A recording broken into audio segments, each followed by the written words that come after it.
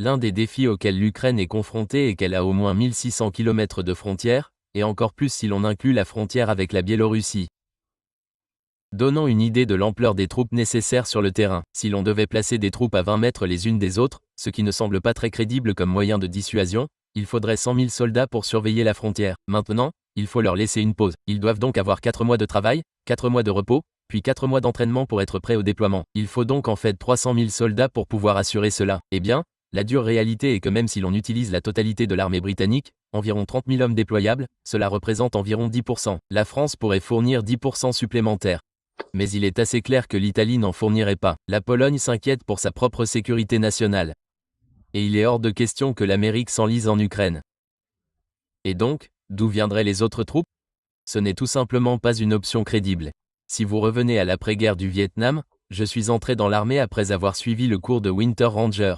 J'ai obtenu mon diplôme de West Point en 1976, mais j'ai suivi une formation blindée, puis j'ai suivi le cours de Winter Ranger. J'ai rejoint ma première unité en mars 1977. Notre armée, même à ce moment-là, était en très mauvais état. Et je dirais qu'en 1975, nous avions vraiment touché le fond. La guerre du Vietnam a détruit l'armée américaine. Il n'y avait pas que l'ANV et le Viet Cong. Nombre des politiques que nous avions mises en place, la manière dont les généraux opéraient et géraient la force ont détruit l'armée américaine. Il a ensuite fallu, je dirais, de 1975 à 1985 pour reconstruire l'ancienne armée. Nous n'avons pas vraiment construit une armée fondamentalement nouvelle. Nous avons simplement amélioré l'ancienne structure de la Seconde Guerre mondiale, la dotant de nouveaux équipements. Nous avons modifié certaines politiques de formation et de personnel. Mais ce que j'essaie de dire, c'est que les Européens ne peuvent pas s'attendre à avoir une véritable force terrestre dotée de capacités réelles, correctement organisée et entraînée à un niveau stratégique pendant 10 ans. L'idée qu'un accord puisse impliquer cette force aurait donc un sens, sous quelque forme que ce soit, est donc absurde. En attendant, la force qu'il a décrite serait assise en face d'une force russe très bien entraînée, aguerrie au combat, désormais très bien dirigée, je dirais, qui dispose d'une technologie de pointe et sait se battre. Tout cela est absurde. Il faut donc revenir à quelque chose comme le traité d'État autrichien, qui doit servir de modèle. Et cela n'impliquait aucune force américaine européenne de l'OTAN en Autriche, quelles que soient les circonstances. Vous vous souvenez sans doute que lorsque nous sommes rentrés d'Arabie Saoudite en 1991, nous avons dû contourner l'Autriche, car les Autrichiens étaient neutres et ne nous autorisaient pas à envoyer des troupes du Moyen-Orient pour pénétrer dans leur espace aérien. C'est de cela que nous parlons. Nous parlons d'un État véritablement neutre. C'est ce que veulent les Russes, avec des limites à ce qu'ils peuvent faire. Et comme l'ont souligné à maintes reprises tout le monde, de l'ambassadeur Friedman au professeur Mirheimer et à bien d'autres, la neutralité a été la meilleure chose qui soit arrivée à l'Autriche. Ils ont désormais un niveau de vie plus élevé que les Allemands, et cela n'a jamais été le cas par le passé. Et regardez, la partie qui est toujours aussi stupéfiante pour moi. Je sais que vous ne serez pas surpris par ce qui suit, mais cela montre bien que Lord Ricketts, ancien conseiller à la sécurité nationale du Royaume-Uni, est là. Je parlais des difficultés dont les gens parlent ici, de ce que Sean Bale a mentionné, et de quelques autres. Mais il dit de ne pas s'inquiéter car il s'avère que la Russie a déjà perdu. Si vous regardez la situation dans son ensemble, ils ont déjà perdu beaucoup, car l'une des choses qu'ils ne voulaient pas, c'était que l'OTAN se rapproche davantage de la Russie. Eh bien, ils ont maintenant la Finlande et la Suède dans l'OTAN. Elles n'y auraient jamais adhéré sans la guerre.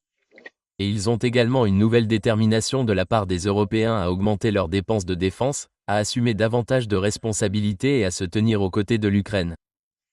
Donc je pense que dans l'ensemble, la Russie a déjà perdu, dans un sens important, et l'Ukraine va désormais être un pays démocratique pro-occidental, vous savez, à long terme.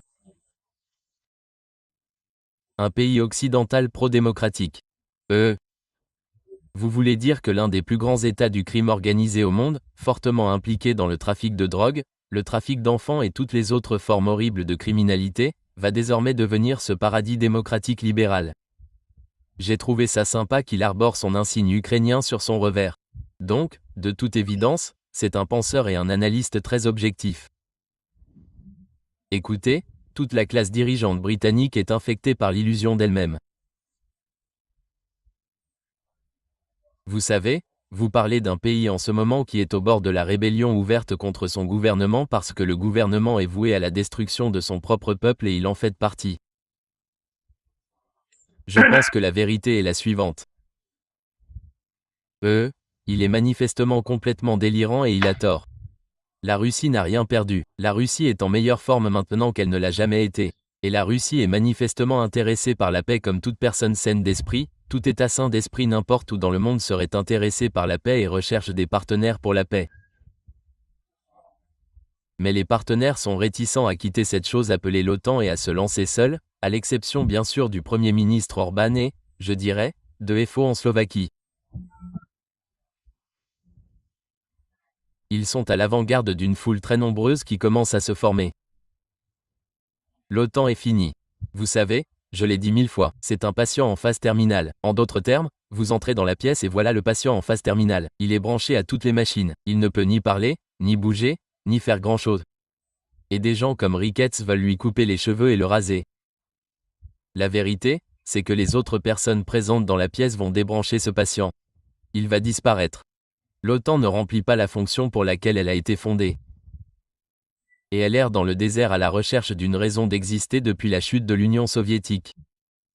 Ils ont choisi la mauvaise raison d'exister, qui était la guerre contre l'Union soviétique. Mais ce sont des mondialistes. Ils ont besoin de cette image de l'ennemi. Ils ont besoin du mensonge.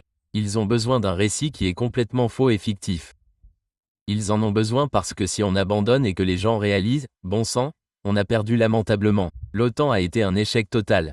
Ils ont tout donné aux Russes, sauf l'évier de la cuisine, et ils ont été écrasés. Nous avons tué des millions de personnes ou détruit ce pays, l'Ukraine. Il se pourrait qu'il ne retrouve jamais sa position ou sa force d'antan. Et tout ça pourquoi ? Pour soi-disant nuire, blesser, détruire la Russie. C'est un échec retentissant. Si Starmer est obligé d'admettre cela, si Macron One est obligé de l'admettre, si Meritz est obligé de l'admettre, ils sont foutus en l'air en quelques minutes. Je pense qu'ils vont tous disparaître sous peu de toute façon. Mais néanmoins, ce serait la chute de tout le projet mondialiste dont le projet Ukraine est une partie importante. Rappelez-vous, ce sont tous les mêmes personnes qui ont invité des millions de personnes d'Afrique du Nord, du Moyen-Orient et d'ailleurs à venir dans les différents États européens. Et cela a créé le chaos parce que les gens qui vivent dans ces pays ont dit « Attendez une minute. Nous ne pouvons pas nous les permettre. Nous n'en voulons pas. Pourquoi sont-ils là ? Quel mal y a-t-il à être allemand, français, anglais, gallois, écossais ou irlandais ? Tout le monde commence à se poser ces questions. Les Italiens en ont marre, mais personne n'a voulu se lever et dire « D'accord, je vais subir tous les insultes pour tout ce que vous dites que je suis, vous savez, bigot, raciste, toutes ces conneries. Je m'en fiche. J'aime mon pays, je vais le défendre jusqu'au bout. Et la guerre que nous devons gagner n'a pas lieu dans l'est de l'Ukraine. Elle a lieu à l'intérieur de nos propres pays. C'est le problème qui se pose. Aujourd'hui, Nigel Farage organise une sorte de réunion publique, ou a peut-être déjà organisé une réunion publique, où il allait exposer une stratégie que je trouve formidable sur la manière dont il va expulser un grand nombre de personnes d'Angleterre. C'est ce dont nous avons besoin. Je veux dire, vous avez eu plusieurs milliers d'Autrichiens, je ne sais pas combien, des dizaines de milliers, je ne sais pas à quel point c'était important. Ils ont manifesté à Vienne récemment et ils ont tous scandé « Pas de temps pour l'expulsion », et ils veulent expulser autant de ces non-européens qu'ils en ont dans leur pays.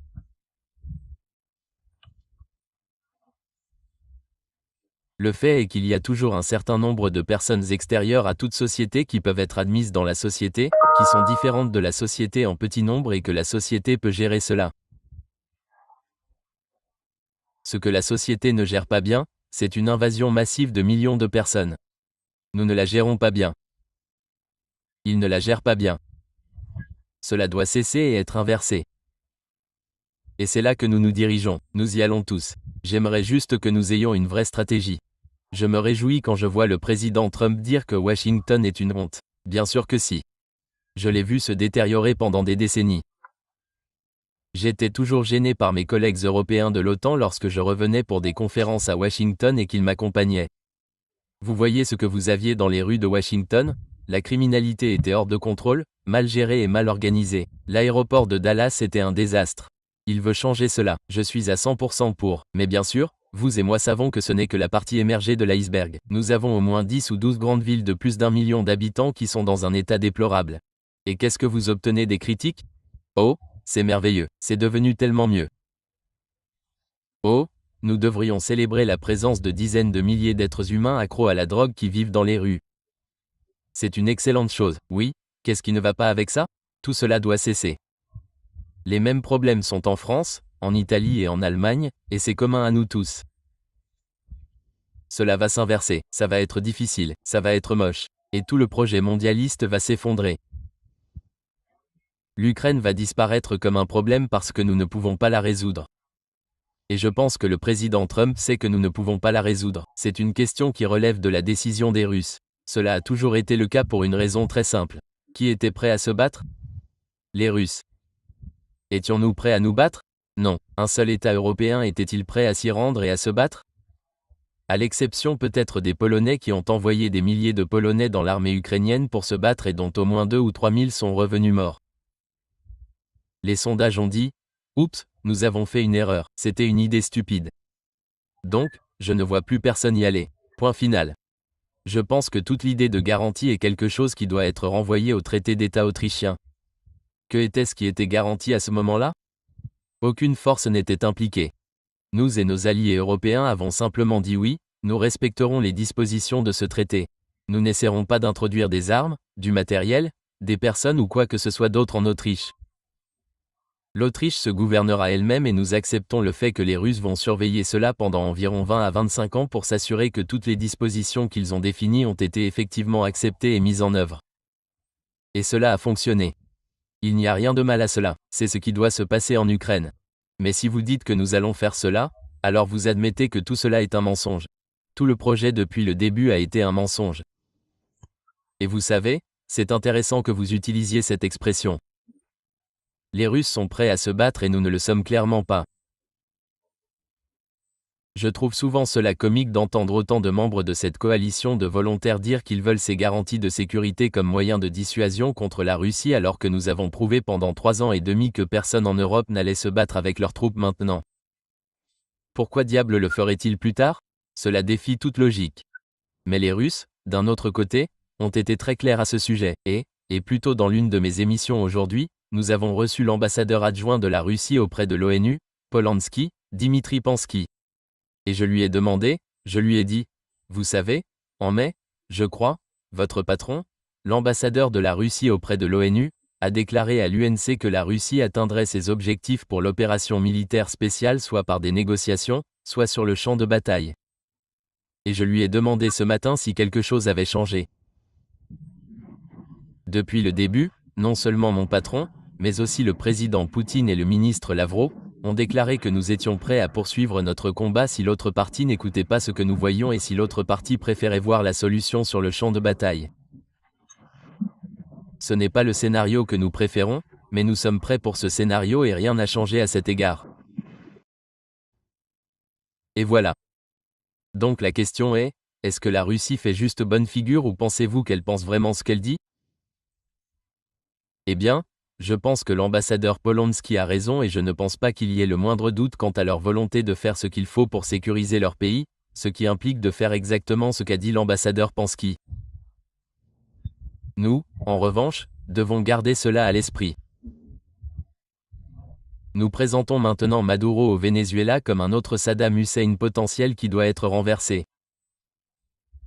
Nous voyons à quel point ce changement de régime a bien fonctionné en Irak. Le peuple irakien veut que nous quittions le pays et l'Irak est désormais étroitement aligné sur l'Iran, l'État même dont nous avons dit que nous ne voulions pas avoir notre mot à dire sur ce qui s'est passé en Irak. Nous avons fait tout ce que nous pouvions pour le mettre au pouvoir en Irak. Je pense donc que nous sommes désormais confrontés à quelque chose de similaire au Venezuela. J'espère que nous ne penserons pas en termes d'intervention directe, car si nous le faisons, nous finirons par le regretter. D'un autre côté, je soutiens pleinement l'idée selon laquelle le trafic de drogue et la criminalité qui émanent du Venezuela et se déplacent vers le nord par la mer, en passant par l'Amérique centrale et par la frontière mexicaine, tout cela doit être traité de manière très substantielle. Mais je n'irai pas là-bas pour arranger les choses, car notre bilan en matière de réparation de ce genre de choses n'est pas bon. Mais je vois beaucoup de preuves que nous nous préparons à quelque chose comme ça. Dans le même temps, nous assistons à une montée en puissance en ce moment au Moyen-Orient pour préparer Israël à ce qui semble ostensiblement être une reprise de la guerre d'Israël avec l'Iran. Et bien sûr, nous avons été impliqués en Azerbaïdjan et en Arménie.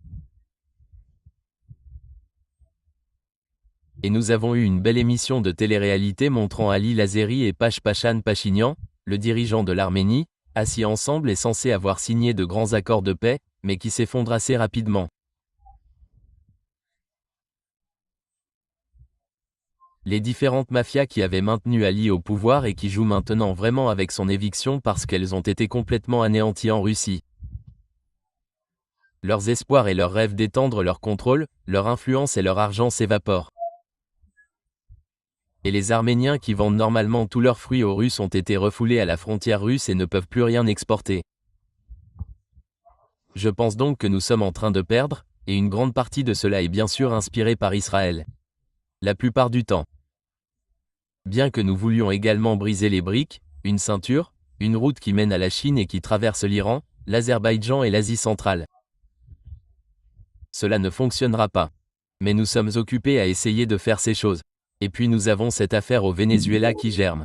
Et chez nous, vous savez, nous sommes allés à Washington. Maintenant, le président parle d'aller dans d'autres villes. Eh bien, tout cela est très bien, mais encore une fois, où est la stratégie cohérente? Sommes-nous en train d'écouter à nouveau l'émission de télé-réalité? Oh, j'y ai pensé hier soir, c'est ce que nous allons faire. Et tout le monde dit, oh, c'est super, nous allons le faire maintenant. Il ne semble pas y avoir de cohérence. Il n'y a pas d'argument convaincant pour ou contre certaines choses. On ne dirait pas qu'il y a des discussions. Et notre position à l'étranger a été considérablement affaiblie. Je veux dire que le président Modi, qui, à mon avis, est le dirigeant de l'un des pays les plus importants de la planète, l'Inde, avec 1,1 ou 1,2 milliard d'habitants, refuse désormais de prendre des appels téléphoniques du président Trump et ne lui parle plus.